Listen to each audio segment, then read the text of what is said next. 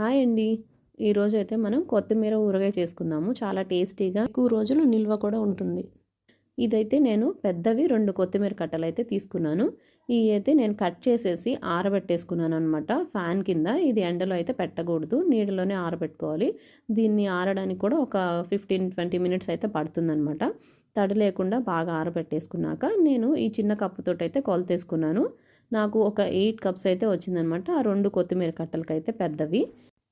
కొత్తిమీర అయితే మాత్రం బాగా క్లీన్ చేసి పెట్టుకోవాలి. ఎందుకంటే దాంట్లో ఇసుక అంతా ఉంటుంది కాబట్టి మనం నీట్గా అయితే వాష్ చేసి పెట్టుకొని ఆరబెట్టుకోవాలి. తర్వాత అయితే నేను చింతపండు తీసుకున్నాను అనమాట. అది ఒక పెద్ద నిమ్మకాయ సైజ్ అంత చింతపండు తీసుకోవాలి. అది బాయిల్ చేసి పెట్టేసుకోవాలన్నమాట. ముందుగానే మనం చింతపండు విత్తనాలు తొక్కులు ఏం లేకుండా అంతా క్లీన్ చేసి పెట్టుకొని కొంచెం వాటర్ 1/2 కప్పు వాటర్ వేసుకొని పసుపు సాల్ట్ వేసి మనం ఉడకపెట్టుకోవాలన్నమాట చింతపండుని.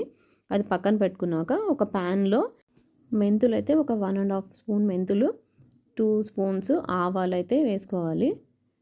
ఈ 2 మనం డ్రై రోస్ట్ అయితే చేసి పెట్టుకోవాలన్నమాట. ఇది చల్లారిపోయాక మనం మిక్సీ జార్లో అయితే వేసుకొని అది పౌడర్ చేసి పెట్టేసుకుందాం అనమాట. కొంచెం సేపు దీన్ని అయితే పక్కన పెట్టేద్దాము. మనం ఇందాక చింతపండు పేస్ట్ని ఉడకపెట్టుకున్నాం కదా, దాన్ని అయితే ఇప్పుడు మిక్సీ వేసేసుకొని చాలా సాఫ్ట్గా మనం దాన్ని గ్రైండ్ చేసేసి పెట్టుకుందాము. ఇప్పుడు మనం ఇందాక పక్కన పెట్టుకున్న పౌడర్ని కూడా ఇందులో యాడ్ చేసేసుకుందాము. తర్వాత ఒక బాండల్ పెట్టుకొని దాంట్లో కొంచెం ఆయిల్ యాడ్ చేసుకొని మనం ఇందాక తీసి పెట్టుకున్న కొత్తిమీర కూడా యాడ్ చేసుకుందాము. నాకైతే ఎక్కువ క్వాంటిటీ వచ్చింది కాబట్టి నేను 2 టైమ్స్ అయితే దీన్ని ఫ్రై చేసి పెట్టుకున్నాను అనమాట. గోల్డెన్ కలర్లో కొంచెం రావాలి కొత్తిమీర అనేది, బాగా ఫ్రై అవ్వాలి. ఇప్పుడు ఇది చల్లారాక మిక్సీ జార్లో వేసి పెట్టేసుకుందాము. మళ్ళీ అయితే ప్యాన్ పెట్టేసుకొని ఒక 1.5 కప్పు ఆయిల్ అయితే పెట్టేసుకుందాము. ఆయిల్ బాగా హీట్ అయ్యాక ఒక 1.5 స్పూను ఆవాలు, ఒక 2 స్పూన్స్ జీలకర్ర, ఒక 2 స్పూన్స్ మినపప్పు, 2 స్పూన్స్ పచ్చిశనగపప్పు, ఒక 3 ఎండుమిర్చిని తుంచి వేసుకోవాలి. కరివేపాకు, తెల్లపాయలు కూడా యాడ్ చేసుకోవాలి. ఇంగు కూడా వేసుకుందాము, ఎందుకంటే ఫ్లేవర్ బాగుంటుంది ఇంగు వేసుకుంటే. ఇప్పుడు మన కొత్తిమీర అయితే చల్లగా అయిపోయింది. ఇప్పుడు నాకు 8 కప్పులు కొత్తిమీరకైతే ఒక 5 గెంటెలు కారం అయితే పట్టింది. ఒక 1.5 స్పూను సాల్ట్ అయితే సరిపోతుంది అనమాట. ఎందుకంటే ఊరగాయ కాబట్టి కొంచెం సాల్ట్ అయితే ఉంటుంది.